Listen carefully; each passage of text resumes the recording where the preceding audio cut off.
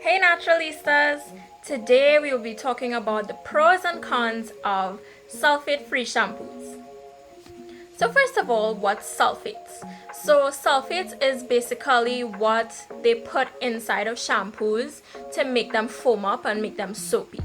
Now what that means is that a sulfate-free shampoo doesn't have those chemicals in it, which means it's not gonna be soapy at all. Now, I will be honest, trying this out for the first time, it was like, what?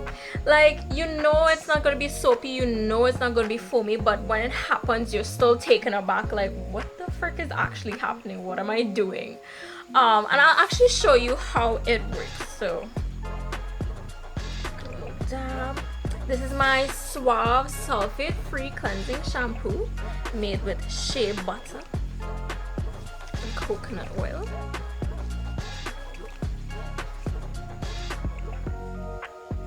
Magic. Like, there's no foam, there's no soapiness, nothing. It's like a body lotion for your scalp that also cleans it because you have to wash it off. It's strange, but when you do it, it's amazing. So here are my pros and cons of sulfate-free shampoos. Pro number one, if you have sensitive skin or a sensitive scalp that is prone to itching and redness, sulfate-free shampoos would be a good option for you. This is because sulfates tend to irritate the scalp more, and it can mean dryness and itchiness for a long period of time. However, I will say if you do frequently have red patches, itchiness, or anything of that sort on your scalp, I highly recommend that you seek professional help from a dermatologist.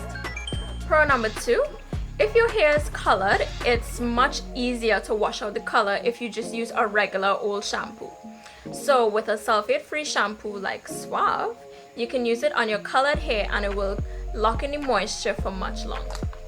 Because it's less harsh, your hair will keep the color for a very long time. Pro number three, if your hair is natural, particularly 4A to 4C, then sulfate-free shampoos are recommended for you. This is because sulfates are harsh on the hair, and sometimes that could dry out our hair because it's more fragile. By using a sulfate-free shampoo, it's gentler on our hair and it helps to promote moisture. Pro number four, if your hair is dry, sulfate-free shampoos are a great option for you. That's because with the formula being sulfate-free, it helps to promote moisture by keeping your natural oils on your scalp. Pro number five, if you've done a keratin treatment, it's recommended that you stay away from harsh shampoos that have sulfates in them. Sulfate-free options might be a good fit for you because sulfate-free shampoos like Suave help to retain the protein treatment in your hair. Pro number six, no more tears. Who else always getting shampoo in the eye in the shower? Me. So thank God, being sulfate free, this does not irritate your eyes don't get red, you don't start to go blind in the middle of washing your hair. So that is definitely a huge plus for me in terms of using sulfate free shampoos. However, there are some drawbacks. The first major drawback is that because it doesn't have sulfates and it's not soapy, you have to work the product more on your scalp to make sure that it's cleansed. If you don't as needed, you can find that when you're finished washing your hair, you still have some product buildup on your scalp. So make sure and put in that little extra elbow grease, right? And con number two, yeah, I only have two cons, sorry. If you have oilier hair or if you have dandruff, sulfate-free options may not be best for you. As I said, you need to work it more because you don't have the soap.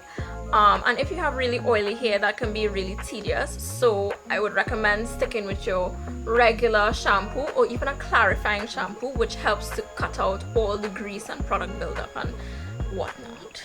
So, have any of you guys ever used a sulfate-free shampoo? Let me know about your experience below in the comments. You know, I always love to hear from you naturalistas.